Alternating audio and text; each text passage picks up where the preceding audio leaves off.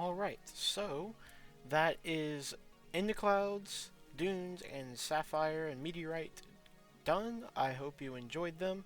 I think out of those four, I think Sapphire's my favorite. I think Sapphire's just a really good song altogether. I think the sound picked for the chorus or drop, whatever you'd like to call it, is a little bit muddy and coarse, but it somehow works. And so, if it was only just a little bit less coarse, I think it'd be a great song. There's definitely some elements added that you could probably hear. I mean, it's all these songs don't sound as full as they currently do. But let's move on to some fun facts. So let's start with the longest one because this one is a story I want to talk about in the clouds. So you're going to hear about the 11th track now. So when I started making music, this was Christmas of 2017. I got a Alesis V49 keyboard, and when we got that set up, I got Ableton Live Lite, and so the free version. And so I started making music then. I made two songs that I actually played myself. They were Solar Flares and Explosions. I have lost Explosions, but it was probably my most garbage song, so it might be for the best. But Solar Flares was it was good. It was way out of tempo and stuff, and I'm actually trying to work on a remake of that because it was my first song, but that's getting besides the point. But from there, I stopped playing. I started programming all of the melodies and drums and everything. And actually, for a while, I was using drum loops. From there, I made a song. From there, I made a song called Volt, which actually is really nice considering something. It's a vibe. It's just a vibe. I think you can still find that somewhere on YouTube. I'll mention where you can find some of these songs later. But from Volt, then I did. I did Crushed Ice, which was really bad. Sparks, which is also a vibe, and then after Sparks, I did Impulse, which I deleted because that one was also really bad. That one was really bad, like so bad that I had to delete it. Crushed Ice wasn't that bad, but after Impulse, I made like a Halloween one. I don't think that's on YouTube anymore. It might be. And then after the Halloween one, I think that was called Eerie. It was just like a simple arpeggio, just copied and pasted throughout the entire song. It was a little spooky arpeggio, but that was it. There wasn't like a melody or anything. But after that was In the Clouds. After that was In the Clouds. This was late 2018 by this point, and they were very simple. It was very simple. But this In the Clouds version was not actually the In the Clouds version that you heard. This version In the Clouds, the oldest version of it, was actually the last song I made that was in that composition style. Those songs were more, they would have a melody, and then there wouldn't really be a build-up into the chorus or drop or whatever you'd like to call it. So they were very simple. But then after In the Clouds, I made Galaxies, which has another really funny story, which I'll have to tell later. This, just so you know, this one is going to be long because a lot of these fun facts require a story that are kind of long. But I made Galaxies, which was the first song that used my current style of composition, where there is kind of like a startup for the melody, and then it kind of goes into like the normal quote-unquote verse, and then there's a build-up, and then the chorus, and then goes back to another verse or fades out. So that structure of songs is Galaxies was the first one, and then it went Galaxies, Dunes, Outer Space, and then Sapphire. After Sapphire, it was Sub-Zero after Sapphire, and then I decided I wanted to remake In the Clouds. And so this was in spring to like mid-spring to, it was either late spring or early summer. I made this. I made a remake. I remastered In the Clouds into that current stage of my music production, and that is the version you heard. So that is why there's a bonus 11th track, because In the Clouds had a even more original version, and that makes In the Cloud one of my favorite songs I've made, just because of actually watching it progress from my very first style of structured songs to my second styled structures to my more modern, more full, ear candy full type songs. So that is the explanation behind In the Clouds being on here twice. One of them is the first remaster, and then the second one is the original version.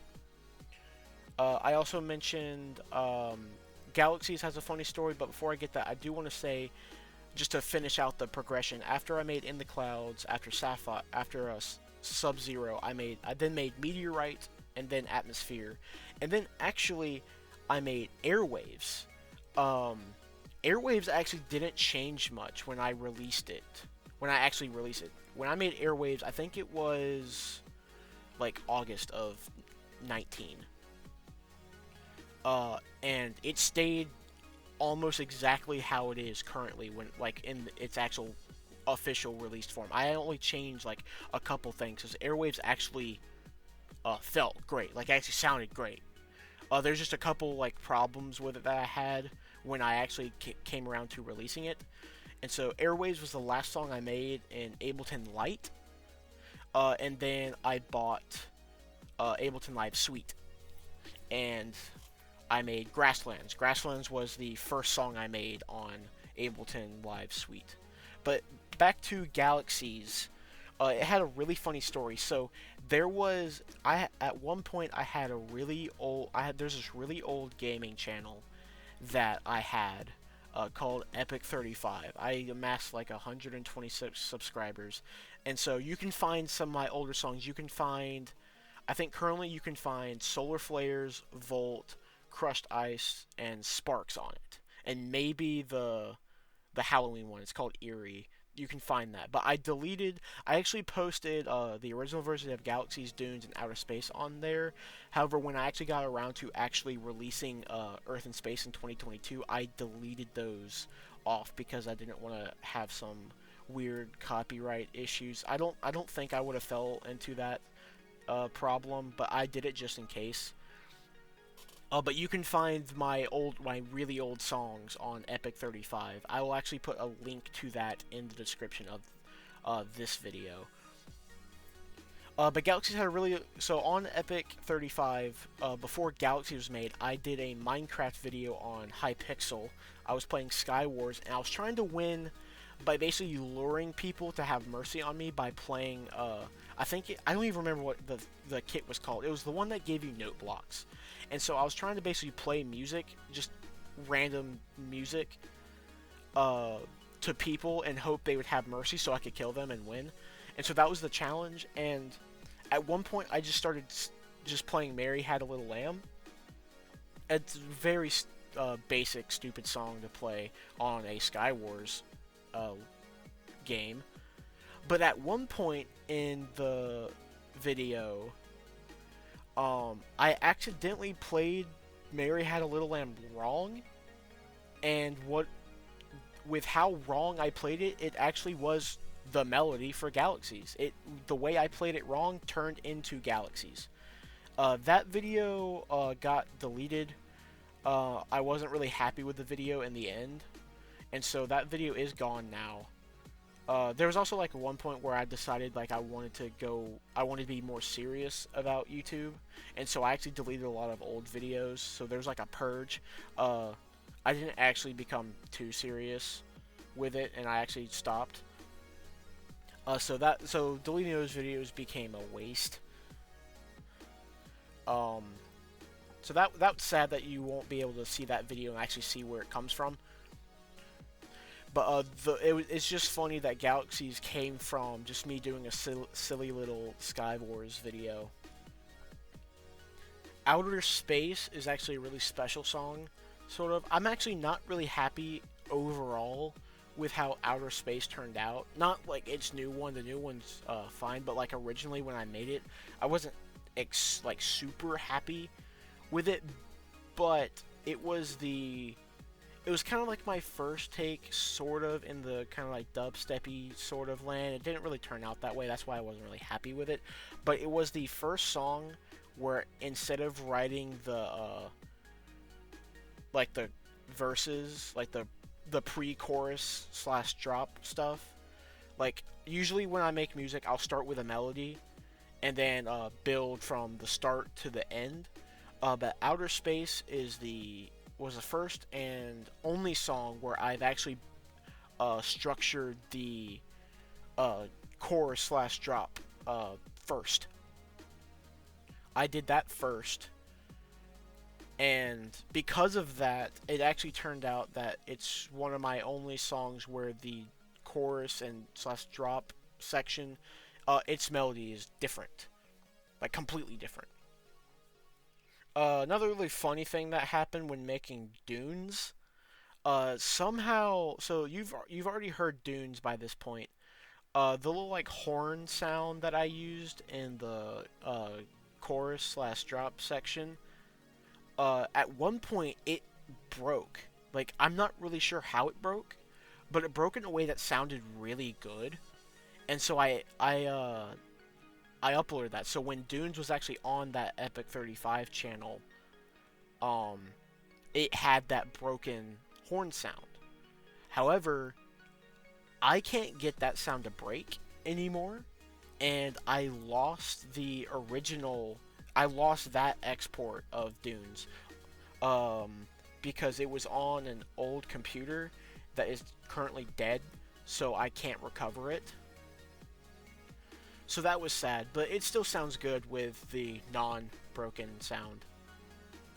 So, and one last fun fact. This is going to give you a little sneak peek into the next album that I'm going to release.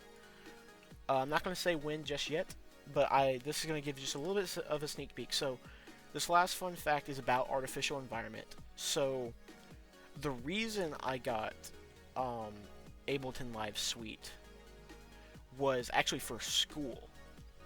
And so I was, let's see, I don't remember, I was in high school at this point.